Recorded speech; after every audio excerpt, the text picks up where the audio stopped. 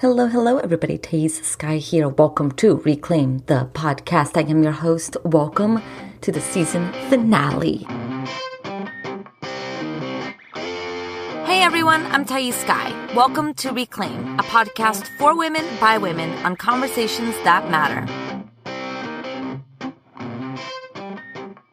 This is the final episode of season 2 of Reclaim. I'm excited to be going on a little 6-week hiatus. It's not a very long break. So that's the good news. I'm excited to be going on a little hiatus and creating even more amazing content for all of you, interviewing even the more amazing women out in the world.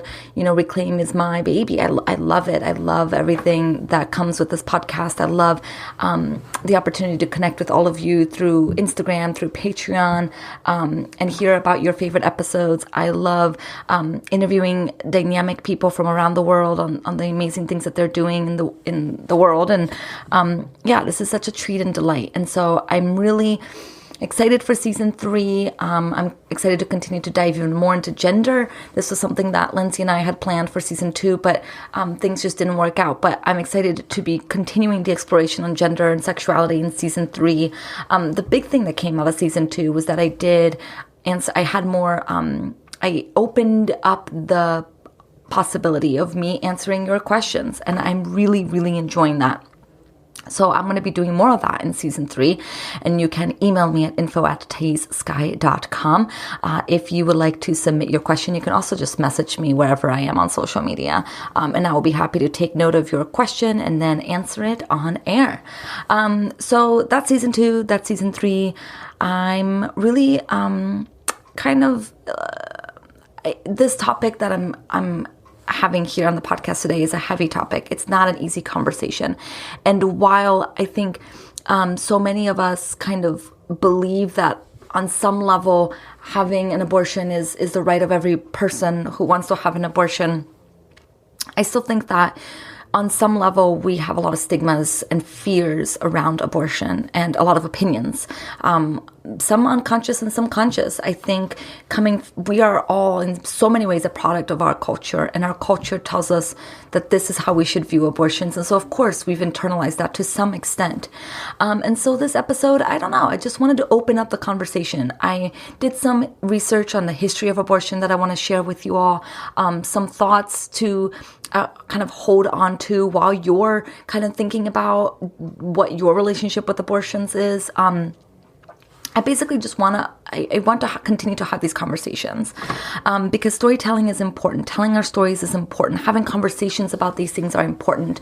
If anything, it just makes us feel less alone in our journey. And I think particularly conversations like abortion, many people who have abortions, because women are not just the only ones that can have an abortion. I'll talk about that in a minute. So people who have abortions, it can feel like a very isolating experience. And the fact that 1 in 4 women have had an abortion tells us that it's actually more common than we think it is. And so why are we not talking about it? Why is there so much shame and stigma around it?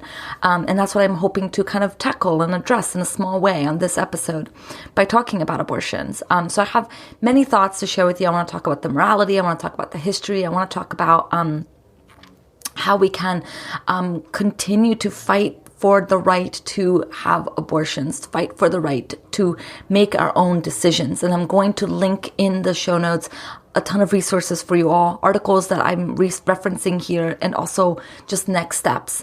If you want to support Planned Parenthood, if you want to find out the legality in your state and what's happening in your state, all those resources are going to be available in the show notes. So go there for your next step, okay? You know, a story that I heard a long time ago is that the French Revolution was started by women.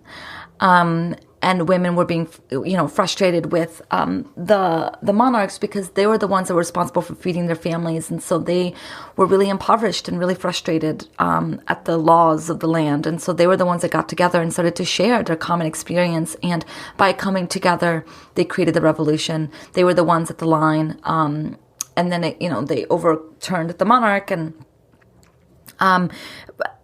after that overturning of the monarch, the laws banned women from gathering in large quantities again. And there's a truth to that women coming together and sharing their stories is really powerful. And in the 1960s and 70s, this was called consciousness raising groups, right? Where women came together and talked about their common experience. And the more we talk about it and realize that our experience is not, it's not limited to just us, the more we feel emboldened and empowered to do something different. And so that's kind of my mentality around this episode, is to be a consciousness raising opportunity so that we can continue to understand that abortions are normal. It's a normal part of the human experience. It is not something to be trivialized, but it's also not something to be demonized. It's not something to be overstated or something to be understated. It's just an important part of our lives, and it needs to be an important part of our lives. And having conversations it's what changes cultures, right? So let's start this conversation by digging a little bit into the history of abortions, because I don't think it's very well known, the history of abortion. We tend to think that abortions were always kind of like this big deal, this big moral question in our society, but that's actually not the truth. In fact, before 1840, abortions were widespread, and they were largely stigma-free experiences for American women. Oh, by the way, speaking of American women, I just want to note that this conversation is predominantly about abortions and the topic of abortion in the United States. I know that we're not the only country that's having conversations about abortions, but this is the country in which I live in. It's the country which a lot of the listeners are living in, and so that's the conversation I'm going to be having. But just because I'm talking about the history of abortion in the United States doesn't mean that the rest of the conversation doesn't apply to people all over the world. Okay, so before 1840, abortion was normal. It was seen as a part of the human experience. And the American system used, it's called the quickening doctrine. And it was stemming from British common law to decide on the legality of the abortion, right? So quickening happens when pregnant women can feel the fetus move, which is usually around the 4th and 6th month of pregnancy. So quickening was the metric in which an abortion was okay or not okay. If you could feel the fetus move, then you could not abort your child. And of course, this was before the type of technology that could sense the baby inside of you. So obviously, if there was no other way of measuring whether there was a baby inside of you except if your belly was growing and if there felt movement. So around that time, this is really important because women could kind of abort a fetus through a lot of different modalities. They could use herbal concoctions that they learned from other women. They could go to healers. They could go to physicians. So they could really go anywhere. They didn't necessarily have to go into doctors. Also important things to note at that time was that post-quickening abortions was a crime, but it was only considered a misdemeanor. And some historians have suggested that laws against after quickening abortions were primarily intended to protect the health of the pregnant woman, not the fetal life. So the reason why I was against the law was in order to protect the woman, not to protect the baby. And then, of course, few abortions were kind of prosecuted at that time because it was difficult to prove. Only the woman themselves could testify to fetal movement. So it just wasn't really a big deal, I guess is the point of this. Now, how did abortions kind of go from kind of not being a big deal to kind of becoming a conversation? And this is a surprising fact that I don't think many of us know. But the first kind of right to life movement was started by not grassroots activists or even conservatives, but it was physicians. Physicians were feeling very nervous about their status, about being professionals. Before then, they had been largely unregulated without institutional cultural authority to kind of market healing. So at that point, there was a variety of different types of people who are able to compete with physicians for business, like healers, especially women's reproductive care. Right, so before the 1840s, right, women could go to a variety of different people to get the support that they needed because, well, women know best and women went to women. But that was hurting physicians' businesses. And many physicians at the time believed that scientific medicine would benefit their patients. And so they used anti-abortions law to increase their own stature, right? So they were basically saying that their superior medical knowledge meant that healers and midwives and other people should not have abortions. And so by regulating abortions and saying you have to go to a doctor and it has to be this way, now it ensures the status of doctors. So this effort really was quite successful. And by 1900, almost every state had a law forbidding abortion at any stage, whether through the use of drugs or procedures, except licensed physicians could provide abortions at their own discretion as long as the abortion preserved the life of the mother. So even up to this point, though, the priority lay on the life of the mother. And so even though this loophole allowed women to obtain abortions, and so abortions still was kind of accessible in many ways, it made doctors the ultimate legal arbiters of the morality and legality of abortions. By the way, I'm referencing an article here, which I will post in the show notes. And then, of course, this law created a large black market for women who could not access or obtain abortions through medical channels.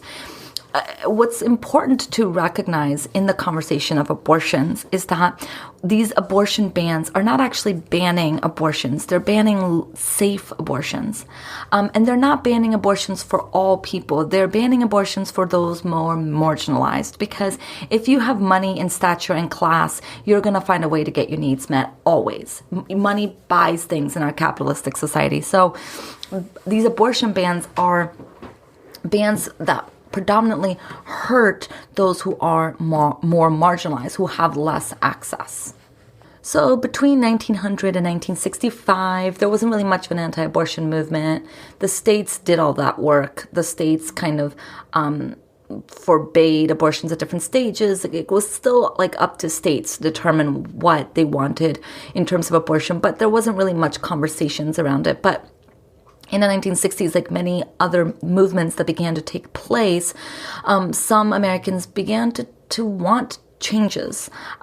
They wanted to liberalize abortion law. They wanted there to be exceptions for women who were raped or whose fetuses were deformed or when mental or physical health was at stake. You know, at this point, there was a lot of outbreaks of diseases in babies and stillbirths and deformity and people wanted the right to decide if they wanted to go ahead with the birth if that was the case for their baby. So technology was starting to make information more accessible pretty much, right? And so people started wanting to act upon that information. And so in the midst of states' kind of efforts to do some abortion reform, that's when the modern anti-abortion political movement was born. And this was born in conservative Catholic Christian communities. And they started with this idea of right of life. But because it was coming from a religious group, there was some concerns that, we kind of need to write off whatever they're saying because they are attempting to push kind of Catholic Christian views on Americans. And so consequently, many groups kind of worked to present themselves as non-denominational. And that's why, even though right now the pro-life movement is seen as more conservative and more Christian, it's not, the language isn't really around the ideas of God in as much as it was then, okay? And then, of course, 1973 Roe versus Wade decision, which legalized abortion in all 50 states. In some ways, that decision, it changed everything. And then in some ways, it changed nothing because there's so many ways that you can minimize access to abortion, like really strict laws, like removing funding.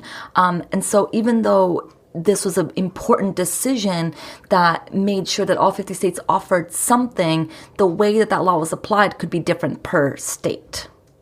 So with the passing of Roe v. Wade, the conversation became more national.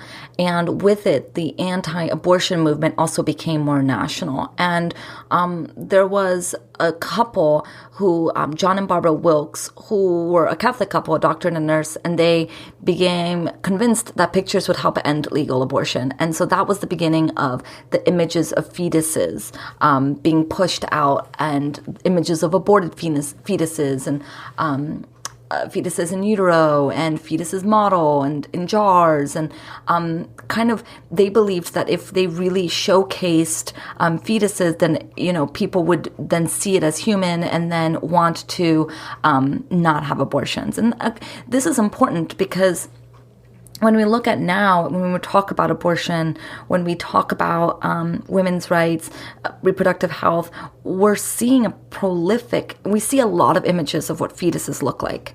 And that's because of this couple. And, in many ways, it works. You have sympathy and care over this clump of cells. And because you now care about these clump of cells, you no longer want to abort it. So while before the 1960s and 70s, it was really focused on women's health and women's rights as autonomy over their body, it soon became about the right of the fetus. And the right of the fetus was more important than the rights of women. What is really interesting is as these anti-abortion activists continued to push the fetus into the spotlight, they really try to keep the pregnant woman behind the scenes. You see, now it's a separate thing, because if they continue on this journey of really advocating for the fetus, that means that they are anti-women, and they don't want to be perceived as anti-women. So what they're really trying to do is push this idea of the fetus as just more important, as a victim, as be a sympathetic victim to the fetus, as opposed to focusing on the repercussions of women.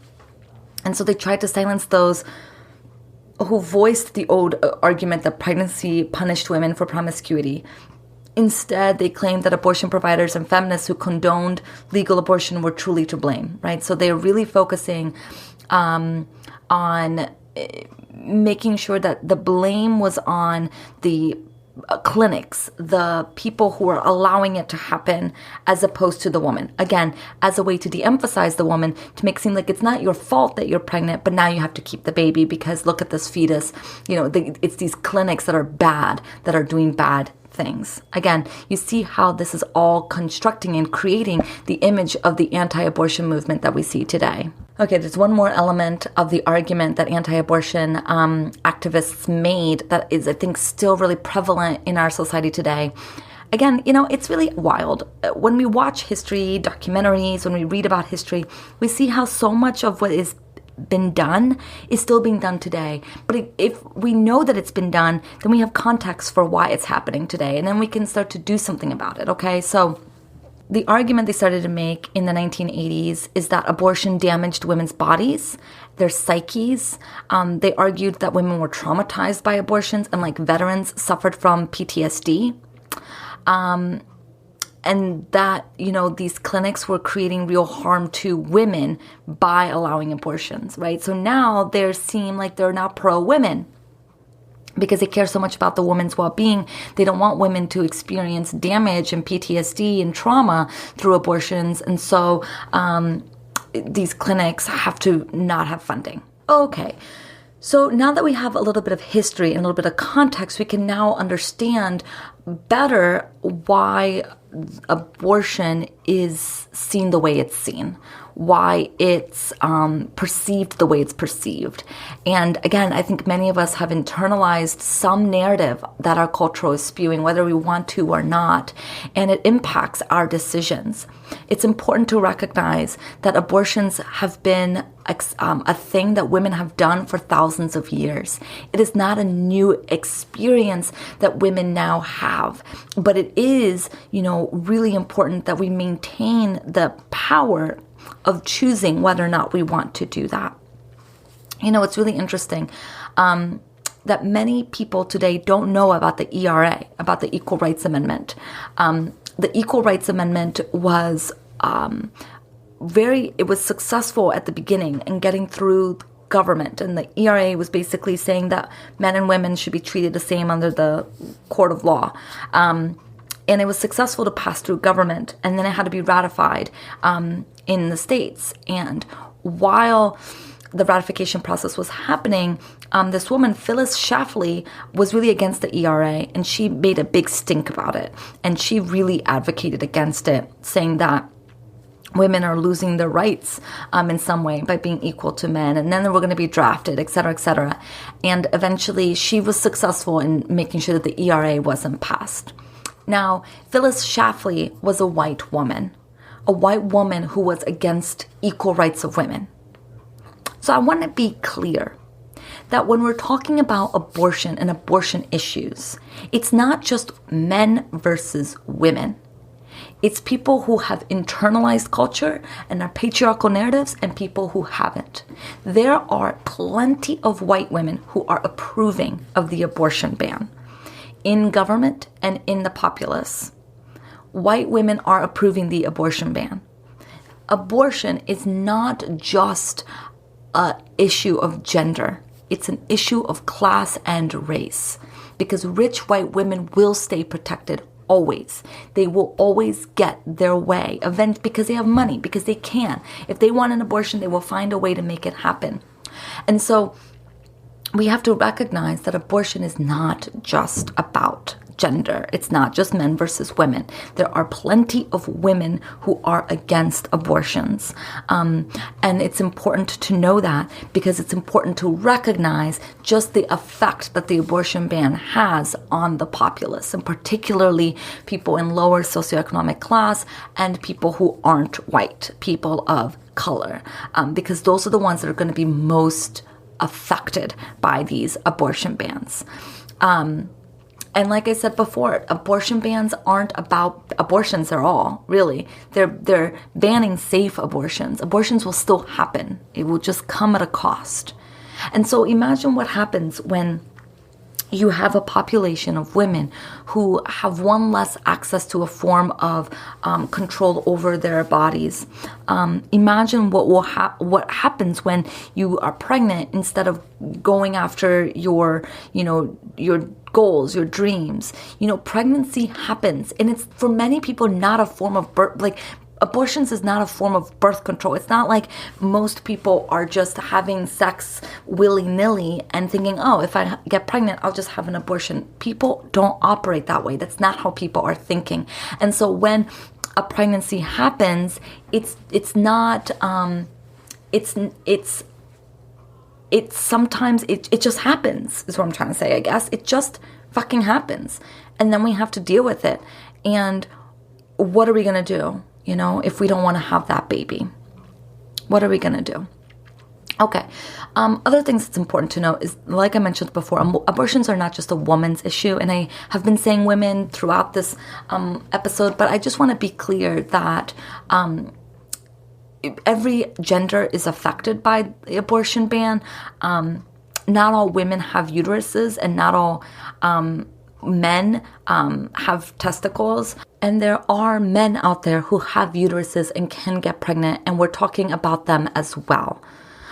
We are talking about all people who have uteruses when we're talking about who gets innately affected by the abortion ban. Trans women are women, trans men are men, and they have a right to be included in this conversation, as well as anyone who is in the gender non-binary, who don't necessarily prescribe to genders. They are allowed to be in this conversation as well. They need to be in this conversation as well. We need to be taking into consideration their perspective as well. So I just want to mention that it's really important that we don't make this issue a gendered issue. Let's talk briefly around the morality of abortion. And I want to quote a woman named Laura Witt.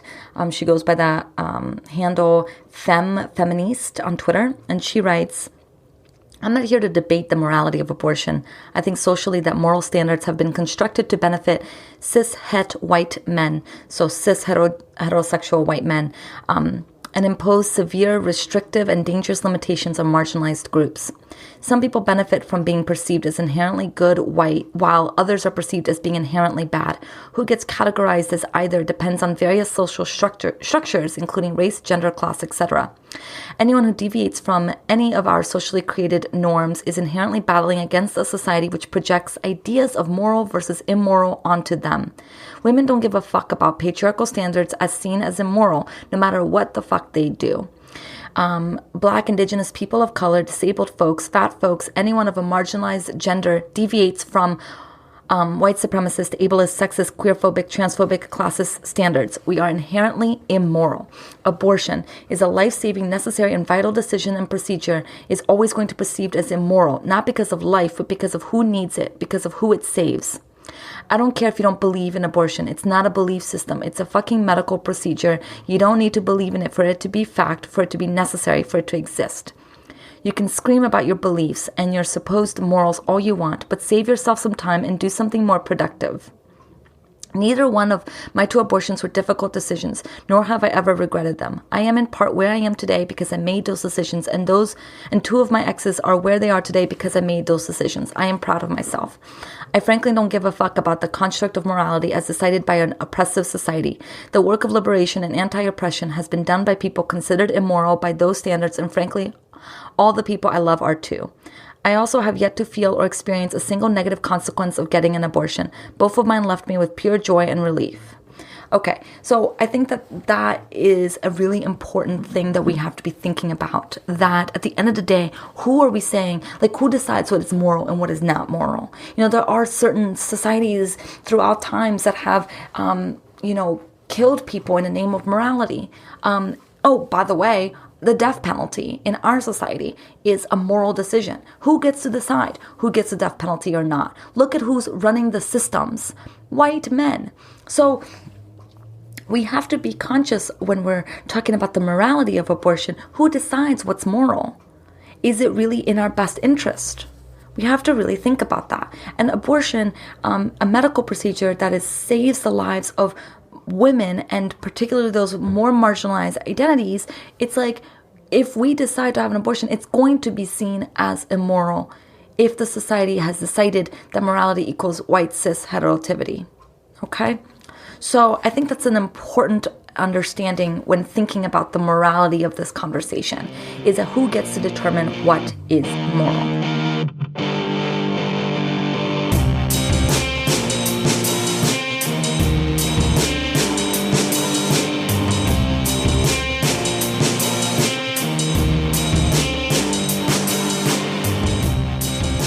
So I had to move locations, and I figured, let's do something different on Reclaim the Podcast and do a little insert music here and then come back to the conversation because, well, I needed a break. I needed to move, and I think maybe you did too, even if it was just a 5-second little song ditty situation.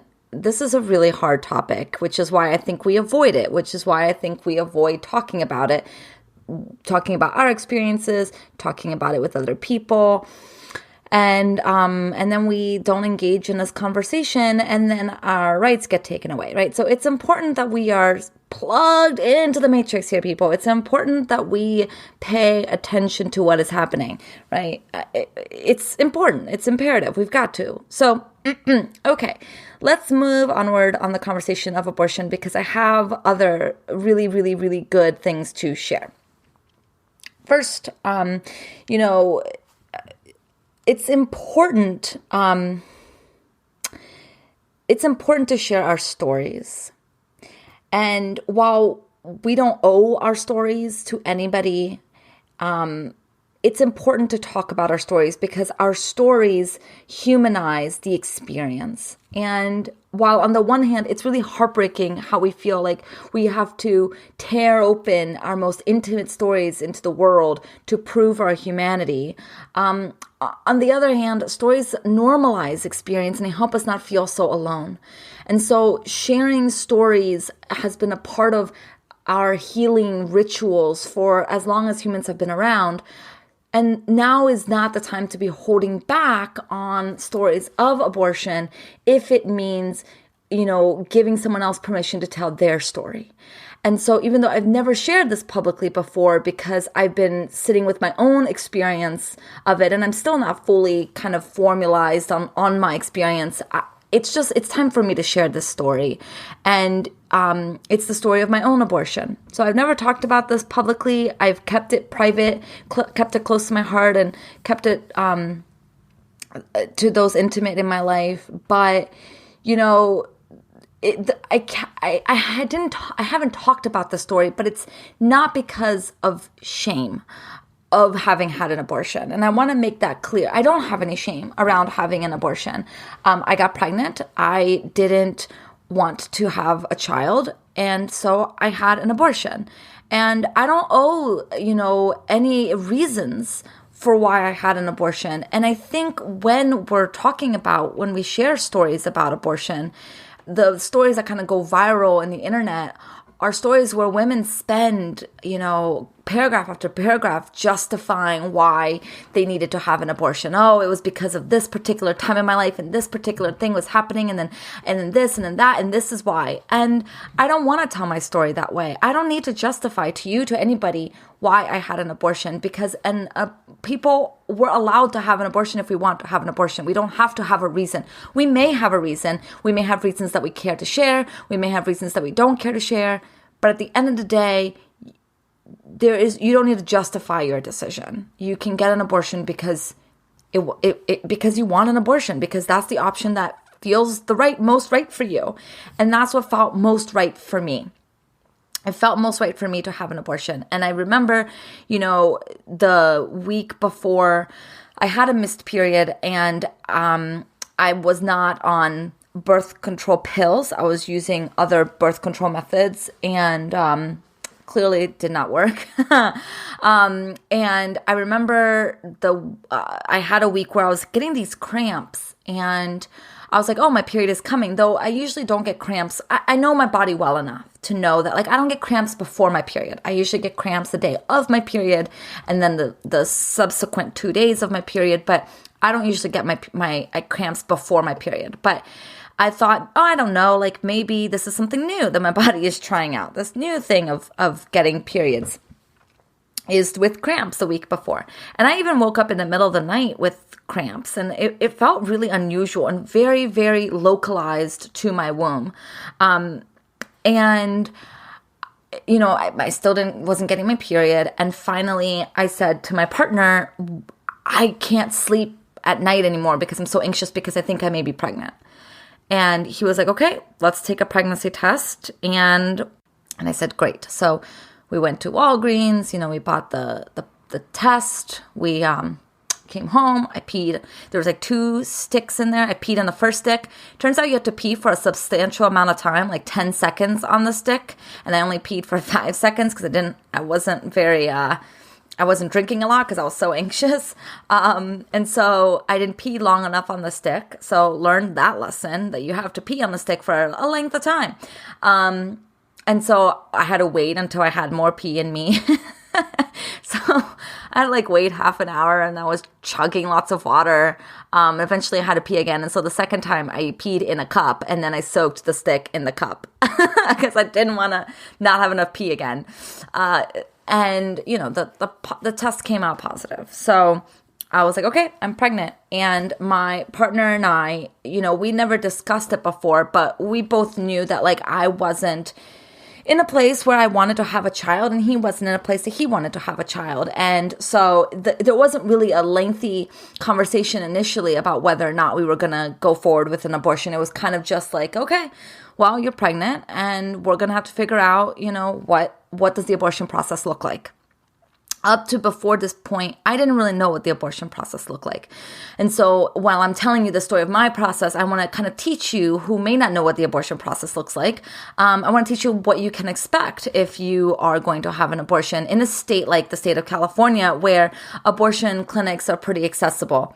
If you're not in a state of California, each state has its own laws and regulations. And the first thing I recommend doing when you decide that you want to have an abortion is to look up the legal rights that you have in your state. Before you start texting everyone and emailing everyone and telling everyone, because, some states, the laws aren't on our side.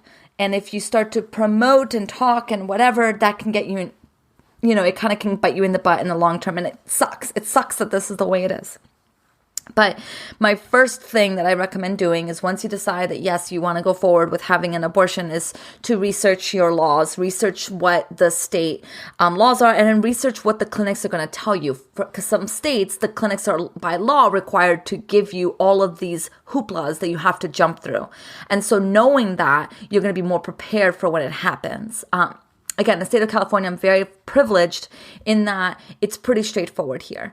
And so once I kind of looked up the laws and affirmed that, like, yes, okay, like abortions are fully legal in the state of California, I was at that point 6 weeks pregnant, which is fine here. In some states, particularly the new bans, they're trying to cut off at the 6-week mark, which is where I was, which is quite terrifying because that's the time that you are even figuring out that you may have a missed period. I mean, the fetus doesn't even have a heartbeat yet. I mean, truly, it's a clump of cells at this point. Okay, so do your research. Do your research. Know that there are different types of abortion. There's 2 major types of abortion procedures. There's the in-clinic procedure and the out-of-clinic procedure. The in-clinic procedure, they basically go up with like a suction tube and suck the cells out of your uterus. Now, that doesn't sound very appealing. There's better language on the internet about what that process looks like. There are some conversations about whether or not you want to be sedated, whether you want to be on painkillers or not during the procedure. There's some conversations about that online that you can research. Some people prefer to not be sedated because they want to experience it and feel that in their bodies. Some people abhor the idea of feeling that type of pain, whatever type of pain it's going to be. And so they want to be sedated. So the in-clinic option, you can expect to be in the clinic or at your doctor's office, for a few hours. Because especially if you're sedated, you're going to be kind of numb. You need to be taken care of for a few hours. If you're choosing the out-of-clinic choice, which is what I chose, what that looks like is you get 2 pills. You get a pill that you take at the clinic, and then a pill that you take 24 hours to 48 hours after the clinic. Now, this out-of-clinic option, to be honest, I'm not a doctor. And I forget what the 2 sets of pills do in the body. Again, research is your friend.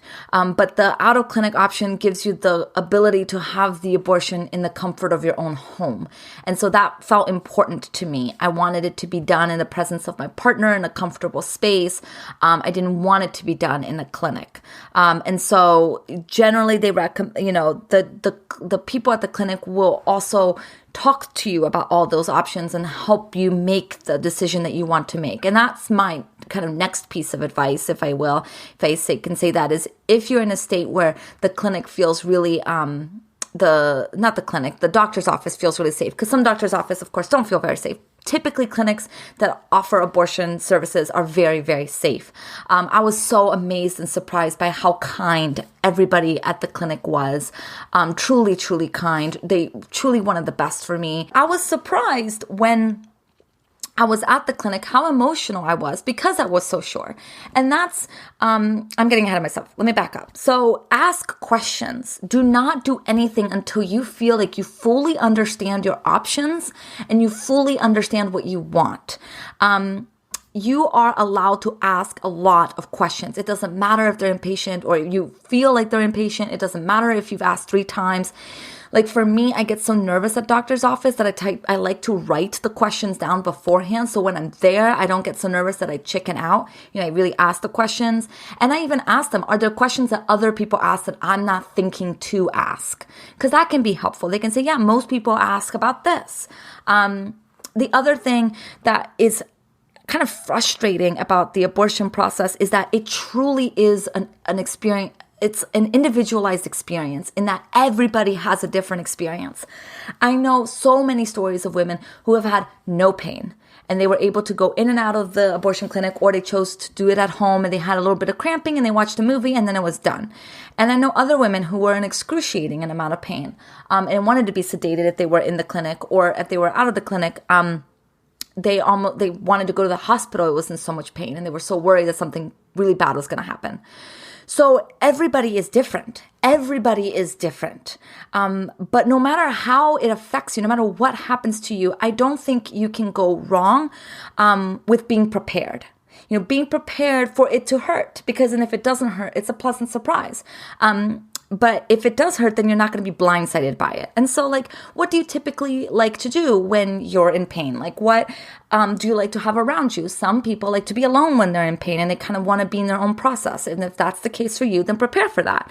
If you like to be surrounded by friends, comfort food, movies, etc., and you're doing it at home, prepare yourself for that. Ask people that are going to be very able to hold space for you to be the ones who pick you up and drop you off from the clinic, right? Like, just prepare for that. Because you want to be taken care of whatever way feels good for you. And so having a plan can be helpful. Asking lots of questions can be helpful. And then I decided to have it at home. So what they did was they gave me, the first pill. And then I went home, and then the next day in 24 hours I took the second set of pills. Now the second set of pills are actually 4 pills, and you put them in your mouth and you hold them in your mouth for 30 minutes, and they dissolve in your mouth, and that's how they get to the bloodstream as quickly as they do. And so that was my experience with my abortion. And something like an abortion, at least for me, it did have a lasting impact in the fact that I made a decision that changed the course of my life. And so I'm very grateful that I had support around me of people who were able to listen to me. I had therapy, I had my partner, I had my friends.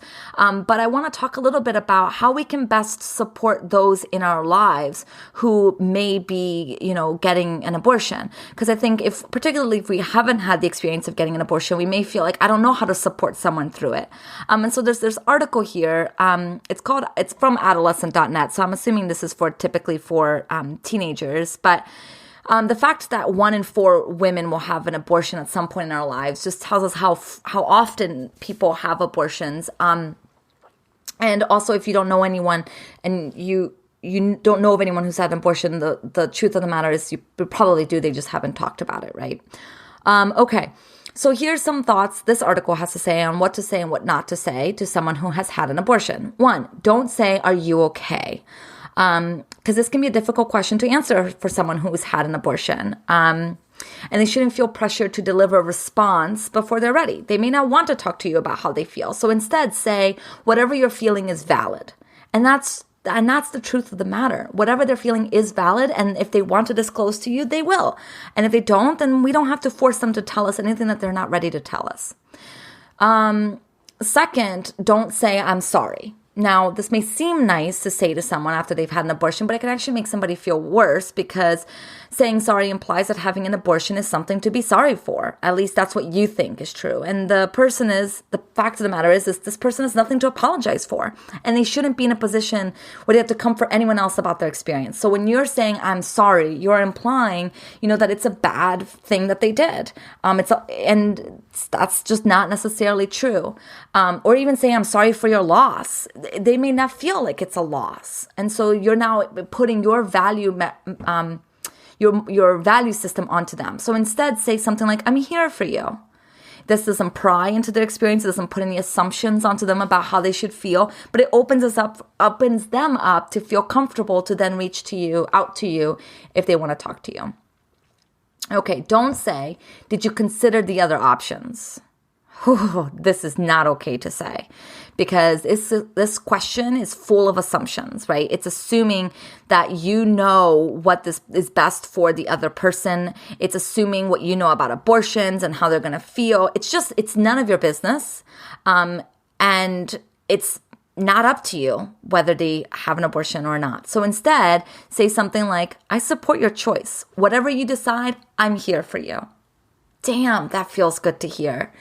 Damn, that's empowering to our people in our lives. Like, whatever you support, whatever you decide, I'm supporting you. I'm here for you. I support your decision. Whether you want to keep a baby, whether you want to have an abortion, whatever you decide, I'm here for you. Okay, the other thing this article recommends you don't say is, "What was it like? Did it hurt?" Now, the fact of the matter is, not everyone wants to talk about their abortion story. And asking questions like that forces that person to relive their abortion. and it may bring up trauma. It may bring up like really painful experiences, and they may not be in a place to want to talk about it, or particularly they may not want to talk about it with you. So instead, ask them, is there anything you need? Right? So that opens them up to knowing that they can lean on you if they want. They can talk about it with you if they want, but they don't have to if they don't want. You're supporting them. Yeah? Okay. Don't say, what did your partner say, or does your family know? You don't need to know this, right? It doesn't matter. It really doesn't matter. Instead, say, I'm always here to listen if you need. Don't say, do you regret it? Instead, say, I'm glad you made the choice that was best for you. I love it. I think that those are really good little key nuggets of words that we can say to people that have had an abortion. I'm glad you made the choice that was best for you. Or I support you. I love you. Whatever choice you make is a brave choice.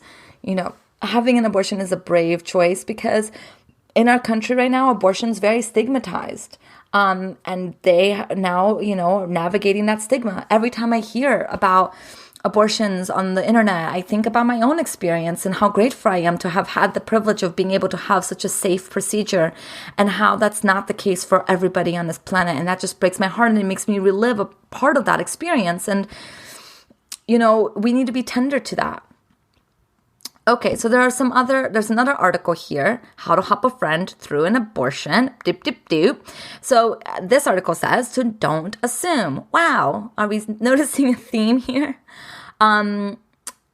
Like, don't assume that your friend has told her partner about the pregnancy. Don't assume that she's told her friends. Don't assume that, don't assume about your friend's birth control use. Don't ask why she was or wasn't using birth control at the time she got pregnant. This is continuing to stigmatize women who get pregnant as they weren't on birth control. They weren't being careful. They weren't being safe. That means somehow it's their fault. Sometimes things happen. I have heard so many stories of people who are on birth control meticulously and still got pregnant. There are many variables to pregnancy, and birth control is just one option. How many times have we heard that a condom broke? I don't see us blaming the condom companies for making shitty ass condoms, right? I don't see us blaming the pharmaceutical companies for making, birth control options that are really, really shitty for women and really affect us and give us depression and all these things. I don't see us blaming them as much as I see us blaming other women as if that they're like irresponsible for getting an abortion, for getting pregnant. It is not irresponsible. You can be the most responsible person and things still happen because this is life. Okay. Article goes on. If she does get an abortion, offer practical help. This is so key. If you are someone who's a friend who's going through an abortion, asking them how you can support them is so helpful. That person may need you to drive them to the clinic. You can help her figure out if her insurance covers abortion. FYI, a lot of insurances do cover abortions. And I know that there's a stigma against using insurance for abortion because, then we're afraid of the judgments of the insurance companies. But if you can get your abortion covered and you don't have to pay out of pocket, that can be really great. You can ask your friend if they want you to call the clinic and get a breakdown of what the day is going to be like. Just do the emotional labor that typically they're going to have to do alone. Because they may be afraid to ask questions. And while you may not be able to be at the doctor's office with them, you can certainly call the doctor's office and get the information for her. Okay, let's see. Planned Parenthood is really fabulous in terms of what they can offer in terms of abortion services and how accessible they make abortions. If you have a Planned Parenthood, and you're afraid to go to your doctor's office, that's totally fair. And they are very, very, very great, very helpful. I've heard great things about Planned Parenthood. I've had great experiences there in the past. I highly recommend. Okay. Afterwards, bring her stuff she likes.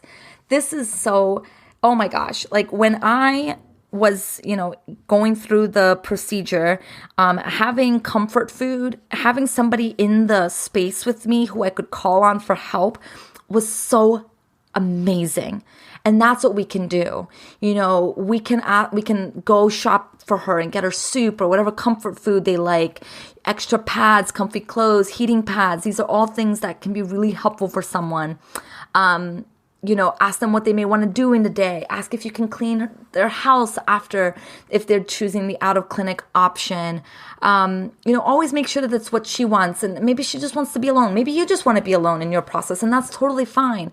But if you are going to be alone in your abortion process, at least have someone, if possible and if accessible for you, have someone that you can call that will be available to come over if necessary. Because again, we don't know what experience you're going to have specifically in having an abortion. Everyone's experience is different. And if you end up being in a lot of pain, you want to at least be able to call somebody, right? Don't minimize the experience, particularly if your friend is conflicted about their abortion. And just because you're conflicted about it doesn't mean you're making the wrong decision, right? And I know that the desires to want to minimize abortions are fine and are totally normal. Like, everyone has them. Like, it's not a big deal. But the fact of the matter is, saying something like it's just a clump of cells, like those are true things. But when someone is in the pain of the experience, emotional pain, minimizing it doesn't necessarily help. Sometimes it can, but sometimes it can be dismissive. And we don't want to talk people out of being upset. If they're experiencing grief, loss, you just want to hold them. They're mourning, like let them go through that process. Okay. And then, a really important tip here from this article is to share your experience, but don't assume that their experience is going to be identical to yours. And that's why I'm trying to share my story. Like, it's my story. And here's my advice based on my story, but I don't know what your abortion process is going to be like. And when we expect it to look like ours, then we're kind of overlaying our assumptions onto the other person. So instead of saying things like, I know where you're coming from, the article suggests saying something like, that sounds really hard, or you must be going through a lot, because you don't necessarily know. So, if we're like mental health practitioners, if we're coaches or healers or therapists, and our client is coming to us sharing that they had an abortion, we really want to get curious to their experience and not assume how their experience went just because of our experience with abortions. Okay, so that article, those two articles are also in the show notes for all of you. I think that they were helpful, so hopefully you found them helpful too. Let's see what else I have here for all of you. It is common to bleed after an abortion for a little while. I bled for 21 days. Some people bleed longer. Some people don't bleed. Again, everyone's experience is different, which is what makes it difficult to kind of know what you're getting yourself into, what to expect. But know that like bleeding afterwards is normal.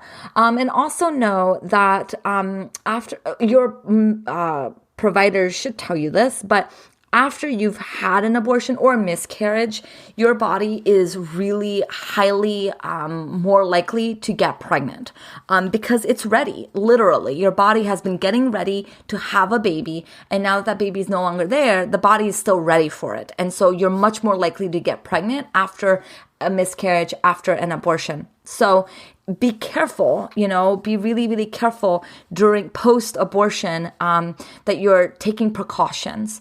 Some people, I'm pretty sure the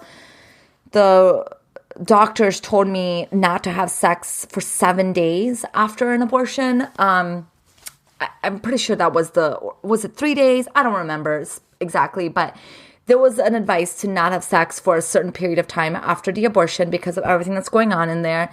And then once you do have sex again, just be very, very conscious that your body is very susceptible to getting pregnant again. And so be careful around that time. And also know that you are totally and completely allowed to have your own experience and your own relationship with your abortion. Everybody's experience is different, like I keep saying, and your experience is valid. You may experience a lot of shame and guilt around the abortion. That's valid. You may feel a lot of rage towards your partner. That's valid. You may really see a different side of your partner that you weren't expecting, and that's valid. This experience is just like so many other experiences that call upon us to really activate and ground in our emotional center, because there's a lot of emotions that come with it. And so I asked for my Facebook community, like, if you have had an abortion, what did you wish you knew beforehand that you know now? And I was surprised by actually how little comments I received. I thought I would get a lot more, but of course, then I'm not surprised because there is so much stigma around getting an abortion. And we still see people telling their stories about abortions as a really brave thing, which it is. It is brave. It's hard to do for many of us. But I think that because it's still seen as like this whole brave, big thing to tell our abortion story, that we, don't necessarily want to keep talking about it or talk about it somewhere like on social media. So I totally get. So someone says, I would have loved to know that even if I wanted and felt like the right choice, there's still a physical trauma on your body as well as a lasting impact on your sexuality and sexual story.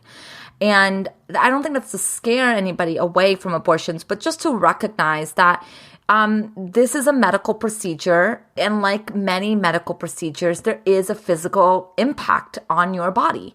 And because pregnancy is so interconnected to our sexuality and our, relationship with sex, then it makes sense that it would impact that story. It impacts the way you view your body, that you view other people. This is all very valid.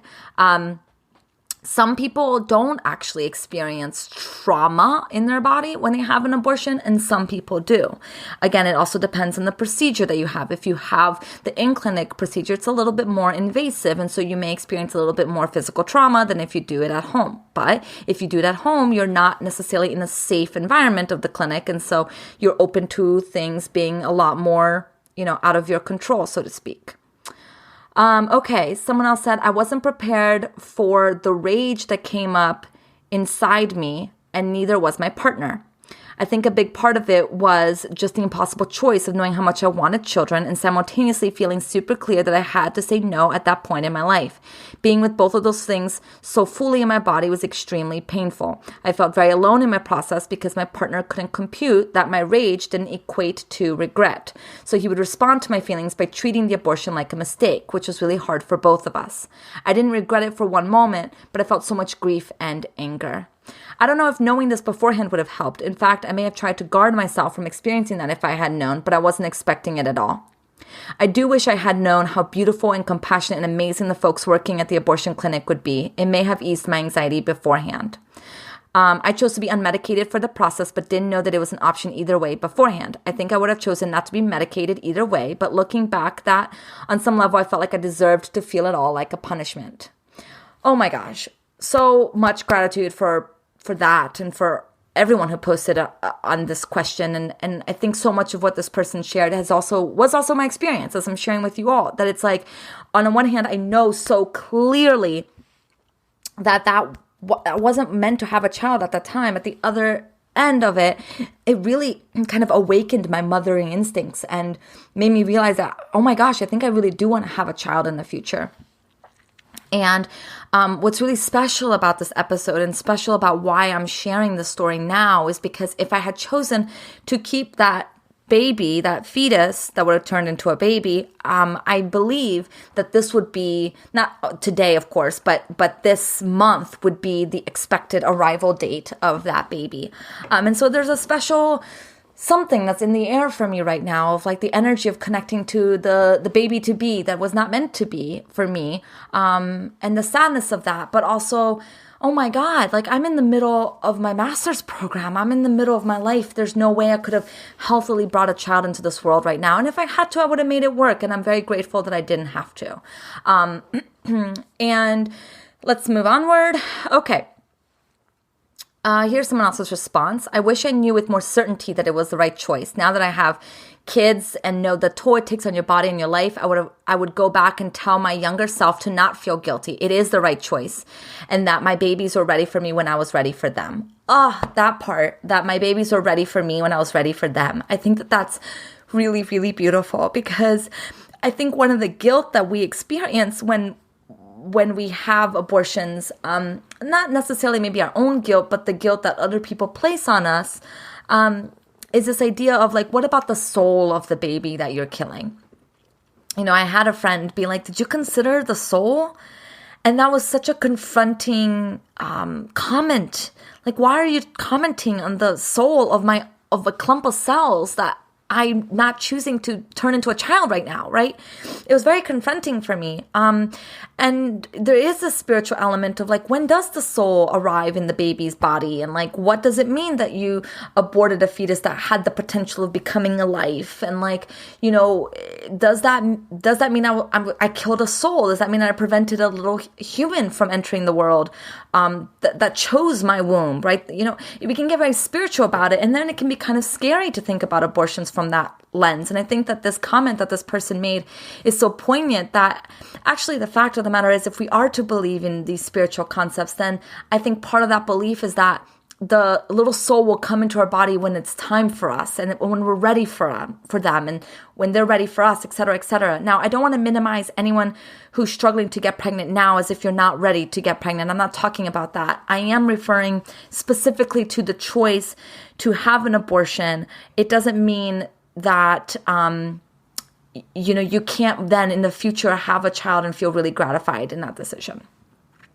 Okay. Another comment. I wish I'd known how many other women had been through a similar experience. I felt very alone. I also felt very alone because I was so in the process, I didn't want to really talk about it with a lot of people. But at the same time, like, it would have been really nice to have heard from more women who have had abortions, who could have told me, like, this is going to be okay. I wish I'd known if I could have had coverage with my insurance rather than going through Planned Parenthood. I was too scared to call them. Yeah, it's scary dealing with insurance companies, and I think it's very valid to be afraid. And I think, you know, asking a friend to call can be a great option for you, or your partner to call, you know, not doing it alone. Because many insurance do cover this, and it's important to know if that's the case so you don't have to pay out of pocket. There are some places where having abortions are really expensive. And so you want to be able to really know what you need to pay for and what other things like your insurance can cover. Okay, I think truly that an hour later that I think I shared as much as I think to share right now about abortions. Yeah, I think that's it, peoples. I appreciate you being on this journey with me and being the first people to kind of hear about my experience, and I hope it serves you in some way. And you know, I'm grateful for all of you. I'm grateful for this Reclaim community is just truly amazing. I love hearing from you on Instagram and on Patreon. So if this podcast has helped you in some way, please share, particularly this episode. I want this to be a resource for people. I want people who are going through an abortion experience or who have had an abortion experience and who's felt very alone in their journey to know that they're not alone. And so if you feel confident, because I know that this is a very stigmatized subject, but if you feel confident in sharing this episode with your community, I would be endlessly grateful. I think we need to just continue to talk about this and continue to have each other's backs. And I may be naive, a naive white woman, but I really, really believe that coming together, we can maintain, we have power in coming together. And we have to come together right now because our people are in need, right? Our people are in need. There are states that are really trying to take away and dismantle Roe v. Wade. And I think we have a responsibility, particularly if we're in states like California, that is a liberal state that's never going to take away abortion rights, that we advocate for the states, in a way that feels meaningful. I heard Portland, I believe, is actually loosening their restrictions and really offering even more support for people who want abortions, which is just the most fantastic thing. So there is the opposite effect happening too. And what's unfortunate about this whole thing is that it's continuing to, really dismantle our rights. And the upswing is that it's forcing this conversation to the public stage so that hopefully we can really just come to a resolution and not only have a Roe v. Wade, but have something even stronger in place on a federal level to protect the rights of people to have a say over their reproductive health. Okay, that's it for me. I'll see you in 2 months in July for season 3. I'm really, really excited about season 3. I'm excited to be turning 30 in a month. Oh my goodness. I'm going to be celebrating in Brazil. I haven't been down there in so long, so I'm really excited for that. Thank you all of you who have been on this journey with me. If this is your first episode tuning in, you have 81 episodes to catch up on before season 3 comes out. And luckily you have a little bit of time. So go listen. I love all of you. Thank you for being with me, and I'll talk to you soon.